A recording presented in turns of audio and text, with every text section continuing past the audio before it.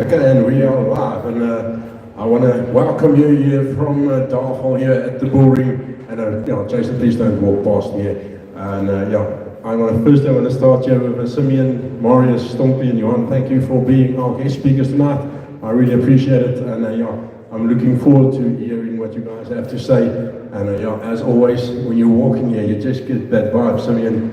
And I think my energy levels jumped like 4 or 5 bars the moment I walked in here. I think everybody felt that, and there's a little bit of expectation in the air. I phoned you about a month ago. You said to me, "Yes, I don't know if I can have an auction with the current situation, the weather." But it's just amazing how quickly the cattle just adjusted, and they are really looking good. Yeah, Dennis, firstly, thank you. Again, it's a lovely opportunity to do the show with you, and I think it's a great initiative. The energy is fantastic, and it's electric, and it's a vibe here, and we know that from last year's auction, the build-up, everybody that participated and attended last year, I think thoroughly enjoyed the event. The whole day, the poikies, the live entertainment, etc. And this year, I think it's going to be the same. But yes, you're quite right. It's been a really tough time. I mean, I said it without really saying it in the interview we did a week ago. It was tough, really. It was very late rains. We know that the November period, the December period, it's unknown for us in this part of the world. There was a time where I did feel that our animals won't be ready for the sale. I did even phone Stompie, phone Johan van der Nest. I said, I think we're going to battle with this one. But anyway, we pulled it through. We changed our feeding program. We got in different consultants to help us, and I think the cattle responded. So true credit to the cattle, true credit to the Borean breed. We know that they can do it. We know that they're just roughage converters, and they are actually responders. It's almost like armed response. They're responders. They respond to what you give them.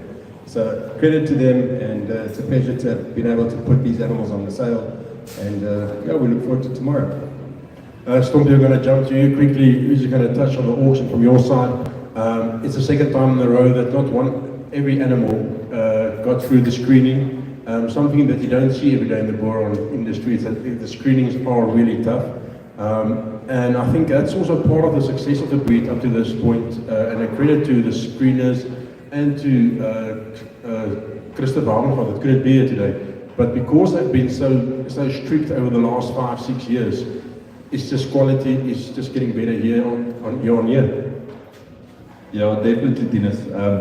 I think you see it across the board with all auctions. Last year there was a lot of boron auctions across the country, and the quality of the animals compared to 5, 6, 7 years ago is just you can't compare it. So I think the whole boron breed is at a whole different level than it was quite a few years ago. Johan, I quickly want to jump to you. You had the honor of screening. It's probably one of the toughest jobs you have to do, especially if you have to screen a friend's animals, because when you screen something off, it does affect the auction, it does affect the balance a little bit sometimes. But when 2 big herds come together and they can select a small package for an auction, it just gives them that much power and just allows for the quality that we see here today, and it makes your job a little easier, doesn't it? Yeah, of course, Dinette, I don't think it's very difficult to judge this kind of animals because it was very good animals, and on this level it's easy because you're not looking for bad points, you're looking for good points, and there was a lot of that. And the quality of the animals, like Stompie said, is quite high, and they lifted quite a lot. And what is important is that we told Simeon after the screening that I can see the animals are not overfed, and that is very, very impressive, and the animals responded so well, and I knew it was right. Yeah, very happy with that. Thanks, Johan. And I forgot to say in the beginning, I just want to thank Mirkat and Swifty for actually broadcasting this live. I really appreciate it. And then we first time live on TikTok, and I hope I don't bore all the 21-year-olds too much, or the 16-year-olds, I don't know who's on there. Marius, you've come with breed and breed selection. You're the breed advisor at the Drought Masters at the moment, and you've helped many farmer get their breeds or their herds to a point of excellence. I spoke to Simeon in the interview earlier where he said, listen, when you sell bulls this time of year, they need to be proper stud bulls. They need to be they need to be special.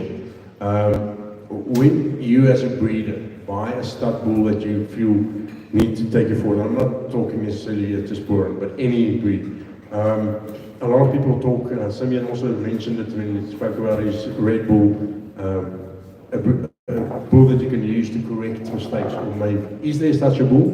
And how do you approach it from a breed advisor point of view?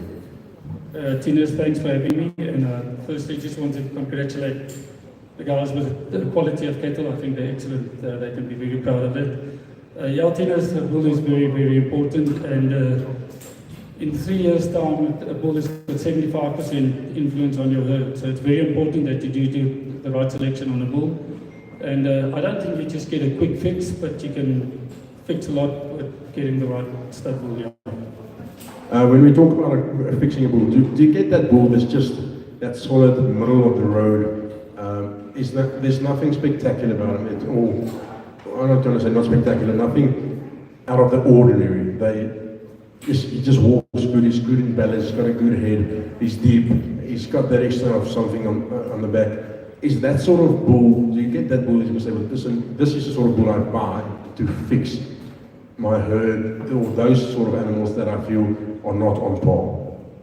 Tinas, I would say I would firstly look at my stud and see what I need in the females, and then I'll try and get something that can fix as much as possible as that.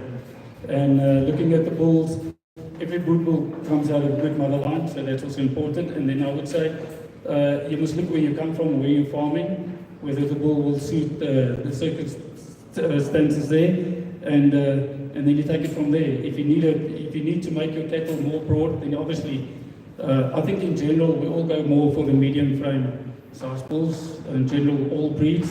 Then you look at the head. Obviously, you need the bull with the head, the bull with a good head, the bull that produces. Length of body, depth of body. They must be broad. They must walk well. Good testes, very important. Good sheaths, good bone, and then you take it from there.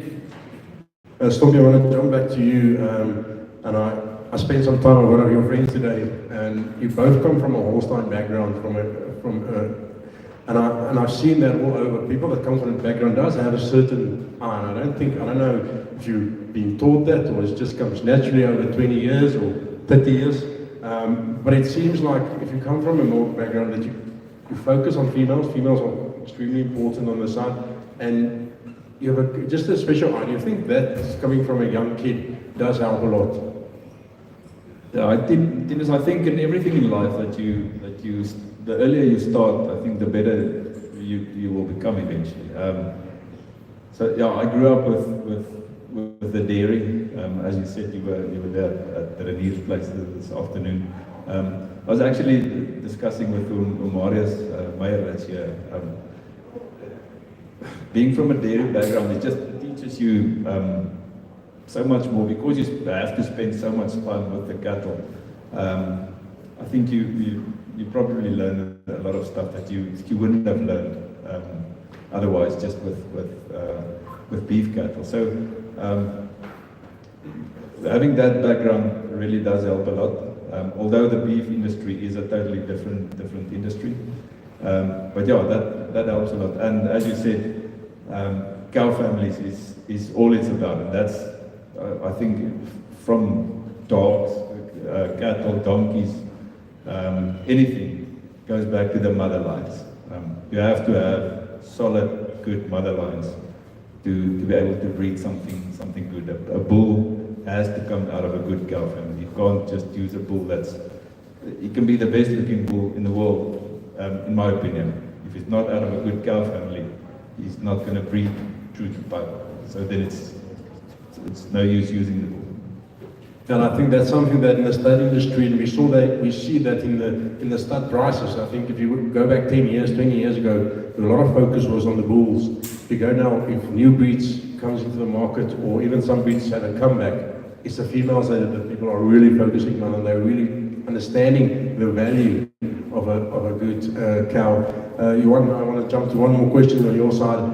We saw the Boeren, and we all know it, and we don't like to hear it, but we all hear hear in the background, when is the boron prices going to drop? And people have been expecting it for 5 years now, 6 years now, and it just never happens. And my question to you is that part of quality? Because you see year on year the improvement within the herds. Every herd, I think 90% of the herds that I've heard has shown improvement. Is it the screening? Is it the marketing? I think the boron comes to marketing is just way ahead to the rest of the breeds, or most of the breeds, or is it just a combination of what we see? It's a combination. I think in the first place we've got an excellent breed, and that's the one thing. Another thing, we are so different of all the other breeds, and I think like Francois said the other day, we've got the Binnabar, and because of the drought and the difficult circumstances, the boron is improving himself to be in a very good position. So yeah, I think it's not because of marketing that we've got a very good board. I think we've got a lot of good breeders, guys coming to the party. Yeah, I think I said the other day to Francois, there are a lot of little compies, and the boron is definitely not with the winner guys. We are on the sideline, and that's where we want to be. And that's where we must stay, and we must try and use these opportunities on that side of the line. And I think we're in a very good position at the moment, and that's why I think the prices are not fixed. It's really as it should be at this stage of the pricing. So, thanks.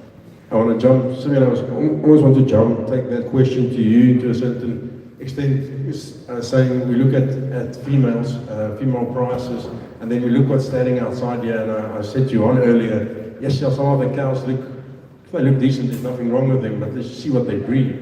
And some of them been here for 5 years, and Stompie's got the same thing. They've been on the farm for 5 years, and I always tell people, if you want to buy the best of someone, go look for the 5 and the 8-year-olds, because that cow deserved a place on the farm. And I know with you it's very strict. If they skip, they're gone. And I think Stompie's probably going to got the 100% the same philosophy. If they don't breed, they don't deserve to be on the farm. And that's, you said the inside track, and I think that's sort of the thing for the boron. The females have always been so important, and I think they got the other breeds a little, maybe just in front, and say, listen, but we focused on the females at the right time, and it just helped you guys. And I think the proof is in the pudding if we look at the herds here and all around the country. Yeah, Tennis, thanks. I mean, for as long as I've been in the boron breed, which is a few years now, the females have always been superior cattle to farmers. End of story, regardless. We can debate it 10 times if we want to. The female cow, regardless of price, regardless of industry, regardless of environment, has always been a premium product to farmers. So when you take that concept into consideration and the environmental challenges, and it just proves itself. I mean, year after year, auction after auction, there's always a demand for the female price. There's always for the female animal, and the price is always dictated as such. No matter what the current market is, there's always a demand for the boron female also. And it's not only the SP animal, it's also the appendix animals as well. So we see it when there's crossbred animals. Uniform type cattle always sell at a premium price also because of what they return to the farmer, because of the functionality. That's ultimately what it's about as farmers. When you come to an auction like this, which is really a handful from two successful studs out there that are really marketing and doing well, and they've got their own production auctions, and it's a handful and a window into the herd, then of course the cream of the crop must always rise to the top. And a lot of these animals are the result of either embryo programs, AR programs, or breeding consistently through the mother lines that the guys were talking about. So we see it. And me, I enjoy the genetic side of it. I enjoy the animals as well, obviously the phenotype. But when I look at the pedigrees and I study the pedigrees and I look at even Stompie's pedigrees and I see it's familiar names, it's familiar faces that are coming through year after year, auction after auction. And there's a reason for that. I had a chat with Johan van den Est, our friend and auctioneer this week. And I said to him, he asked me how's it going for the sale, etc. I said, well, I've got no idea how it's going to go for the sale, but I can tell you for free that the cattle are good. He says to me, of course the cattle are good, Simeon. He says to me, they're always going to be good because you guys have got proper breeding programs, the genetics are there, the cattle are there. In every auction we talk about, the quality is only going to get better. So I think that's true to form for our herd, it's true to form for Stompie's herd. I think the general comment that's been passed around here today is well done, shaking hands, congratulations. I don't know how you guys do this auction after auction. And that's really the compliment, but it's the animals that do it. And to farm with this breed of cattle that are so responsive, yet so returning and so intelligent and so rewarding is really a blessing and something that we're all privileged. We farm with them, we know what we're talking about. Those outsiders that are still looking in, you just got to start and start soon, because these are the animals for South Africa and for the future. I think farming now at this point is using technology more than ever. And I think probably in most industries that is the case. If we look at what we see here today, and half the cattle that's here, and Marius, maybe you can advise us here, use your advisor experience.